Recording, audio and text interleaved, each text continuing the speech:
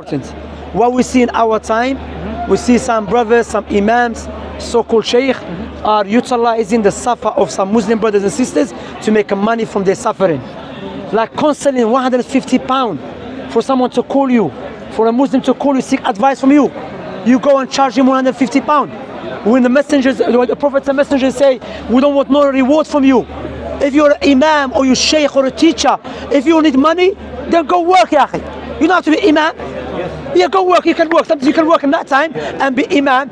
But wallahi, sister call you miskina, or a brother miskin suffering, say, akhi, I need some advice. And he say, listen, let me send you my bank details first to give you advice. That's not the way of the prophets and messengers. And that's giving a bad name to Islam. And we need to fear Allah subhanahu wa ta'ala. Even with the ruqya business. With the ruqya. I've heard that a lot, man. Yeah, wallah, akhi, this is giving a bad name. Akhi, one guy has a microphone, 6 people in front of him.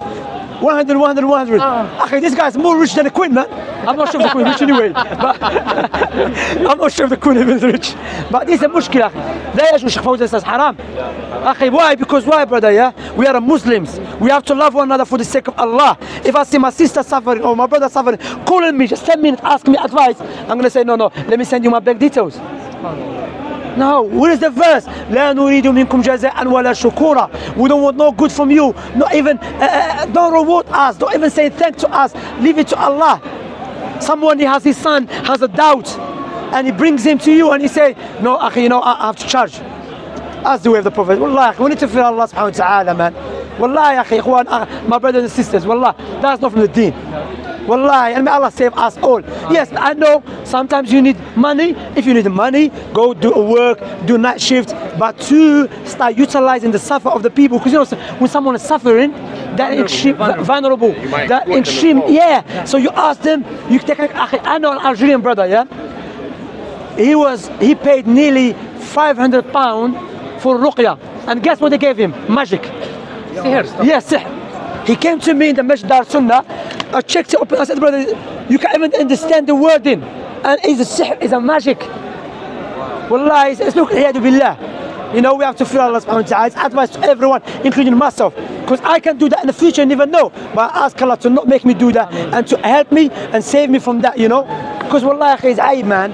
Put in the posters, yes, call me half an hour, £50. 1 hour, you know, about marriage problems. May Allah forgive us and forgive them, man. Wallahi, barakallah fikum. If you have any question, you have question? Yeah, concept of evil. £50 brother. 2 minutes. There you go. Man, let me send you my details.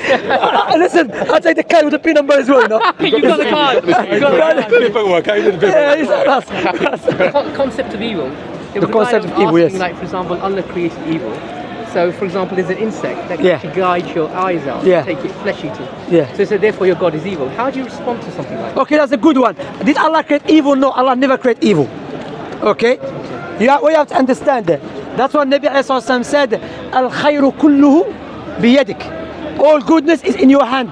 وَالشَّرُّ لَيْسَ لَكْ وَإِلَيْكَ. The evil does not belong to you. Person must say, but we can see evil. Yeah. To make that clear to you, imagine there is a judge, okay, and there is a criminal. The judge gave the criminal who committed the murder. The judge gave the ruling upon the criminal that he should be killed. Yep. From the point of view of the criminal, that's evil, that's bad. From the family's angle of the criminal, that is evil, that is bad. But from the action of the judge is still good and is just, and there's a wisdom behind it. So everything Allah subhanahu wa ta'ala allows to happen, there is a wisdom behind it, and based upon wisdom and justice. Some of it based upon mercy, but some of it is based upon wisdom and justice. You understand? So even though the judge gave a ruling of capital punishment, that doesn't negate to call the judge a merciful person and a just. Is that clear? Yeah. So the concept is, even if you don't understand the wisdom, Allah's got the bigger picture. That's a test for you. If it happens to your eye, that is a test for you. I said, you know, alhamdulillah is a test. By doing that, you get reward. So from your side, it's like, for example, people go prison. When they go to prison, it's bad. How many people went to prison? They change their lives, they become Muslims, change their lives, they come out, better life. So from one side, you see, that's what everything that Allah created and created, that is good. Sometimes we know it, sometimes we don't know it. Just as when you go to the GP, the doctors, they will tell you something, sometimes thinking, what the heck is he talking about? Even this guy is, but you still believe him and trust him based upon what? The foundation, he's an expert. You see? What about Allah? He knows more than you. What about Allah, the all-knowing, Al-Hakim Al-Alim, subhanahu wa ta'ala? Wallahi, look, Islam, not because I'm a Muslim saying that. You know, Islam, when you look to the Islam teaching, it goes in line with our sound reasoning, with our knowledge of necessities, which some people try to negate. Which called Al-Fitri, which is not a need proof for it. You know, the fitri knowledge, there's no proof for it because itself is a self-evident. You know, if it needs proof, something else needs proof then. And it goes on, it keeps going on. So the point here is, it goes in line with that. When you see why people hate Islam, even though Islam comes to fight against or warn against 5 things and have a punishment for it, which are destroying Britain, destroying America, destroying Algeria, destroying every society. Alcohol. Alcohol, is it good for us or bad? It's bad for individuals and society. Islam, there is a punishment and it's forbidden Islam, Makes sense. Gambling. Is gambling good? Gambling is bad. Gambling, people going to start stealing their wives' golds to go and property. The children, instead of the father buying food for them, he see him gambling place. Islam forbids it. So now let's go. Fornication. Is fornication good or bad? It's bad, fornication. Because how many times people do abortions, killing a baby because of fornication, you know? And I've mentioned already abortion, sometimes in Islam is allowed out of necessity, extreme necessity. Because alhamdulillah, the deen of Islam is perfect for every society and life situation. Now, where's the other one? Interest, usually. Interest, is it good or bad? Interest is bad. And why? Interest make the rich richer and the poor poorer and enslave people, you know? I'm enslaving you by money, you understand? So when we see Islam, and bear in mind, do you know how much money Britain spends on people that have a side disease because of alcohol? Yearly, over £2 billion. Over yearly, you know. Likewise for the gambling and other things. You know how many diseases being caused because of fornication, and then the NHS has to pay for it. So now the question we ask ourselves, why some people hate Islam? Do you know why? There's 2 types of people hate Islam. Either they are ignorant, they've been brainwashed by the media, or majority of times those who are in authority. They see Islam as a threat. Example of that. Imagine I have a business of gambling, and you start coming to the village telling the people gambling is haram. I'm going to look at it as a threat. Let alone I have a company of gambling, company of alcohol, and a company of pornography. Like, I look at it as a threat. But what I'm doing, I'm making the money from the suffer of the people. That's the word, suffering of the people. So Islam cares about the people. You know, alhamdulillah. You know, wallahi, pay attention to that, you know. These 5 necessities, this Allah subhanahu wa ta'ala can preserve, you know, powerful. So why, that's even myself, I used to ask, why people hate Islam? When I start learning about Islam, reading about Islam, the sincere ones who have sincerity, they will say, you know, Islam makes sense. Islam teaches you how to worship your Creator. It teaches you how to deal with your wife, with your mother, with your sister, with your cousin. You know, there was one of the companions, Prophet Muhammad's companion, he used to feed the ants. He used to go to the ant and feed it. They said, why? He said, because the ants are my neighbors. And Prophet Muhammad said, take care of your neighbors. Subhanallah, you know, wallah, who was Hyde ibn al-Yaman. They used to see him feeding the ants. He said, what are you doing?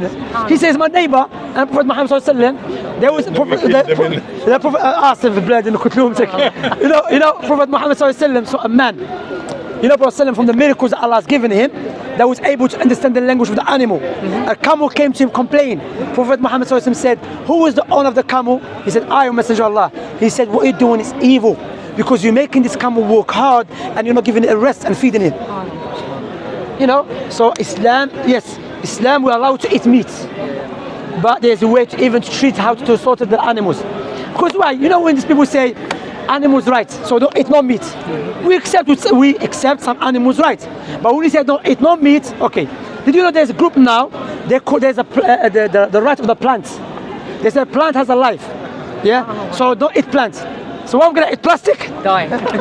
Imagine some people come and say, no, a plastic's life. Because the plastic is a matter, and the matter has a life. So plastic's right. You can, oh, let me just eat you, man. I'll show you. Did you give also before the example when somebody cuts the doctor cuts the leg? Amputation. That's what I'm this one, for example, sometimes what we're doing, we start utilizing our intellect. In Islam, yes, we utilize our intellect. But let me make that clear. We utilize intellect when the intellect is allowed to be utilized. Because some situation, intellect is not allowed to be utilized. Not because I'm a Muslim, I'm saying that. I will give example. Now, I haven't seen the person who made the phone. I never met in my life. By analyzing the phone, I can come to know he must be wise. Looks at the structure, everything. Must have ability, must have a will, and so on. But there's no way for me to start using my intellect and saying, you know what, he beats up his neighbors. The intellect has no space for it. You don't even know the guy. You understand? So I start saying, I think his size shoe is a 10. You can't, because why? This beyond the intellect. Yeah, it doesn't make, because so there's sometimes we utilize our intellect. Sometimes the intellect, for example, about the angels. The only way to know if the angel exists, we need a revelation. But I can know that Allah is all powerful by observing the creation. You understand? So sometimes what we do, we try to use our intellect in the wrong way by judging Allah's actions. Because it's beyond the scope of your knowledge. That's it. For example, I'll give you Sheikh Salah al-Sheikh, one of the scholars mentioned that. He said, imagine you have a child, you have a daughter, she's 4 years, and you have an injection. You know? And it's good for her. So you try to inject her, she's looking at you as an evil man. She's looking, what are you doing? Start crying. But you're gonna tell her your capacity, your brain capacity doesn't comprehend what I'm doing. I know it's good for you. So what about our brain judging the creator who is beyond everything? You see? Well, alhamdulillah. You know, so that's why sometimes we are quick to misjudge Allah's actions. Is that clear? Thank you very much. آمين وإياكم بارك الله فيكم. الحمد لله جزاكم الله خير. After I will give my number to call me for advice, yeah, and charge people. Take care. I'll give you that money later. Yeah? All right, okay. Okay, Ikhwa, forgive me, as I mentioned, please. Okay. The debate with that guy, with the lioness and the old man, delete it. Inshallah. And even that guy, you were there when I said, Yeah. Akhi, well, it was a waste of time. I've been here for a month, and also let me advise you. I want to speak to you. You know what I want to do? I want to have a meeting with all the brothers. I mean, Mansour and that. Ikhwa, you as a cameraman, you have to see. Sometimes in some debate, a brother can be tired. So you think, you know what? I'm not gonna put up these videos because maybe it can cause confusion. Maybe this, because Allah will ask us, you know. We don't have to think about just putting videos.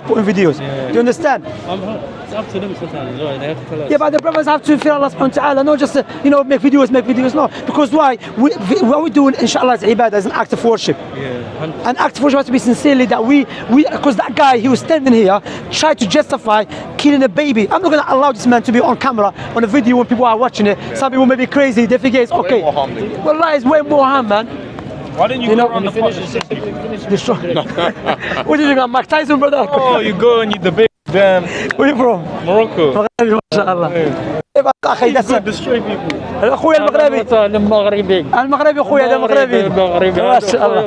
ما شاء الله هذا حبيبنا. والله العظيم من تعجبني الله يعزك. صاحبي بودي كيف هذيك. شوف والله والله قطعت الامثال أخي that's what I'm saying خويا. Obviously, me, I know.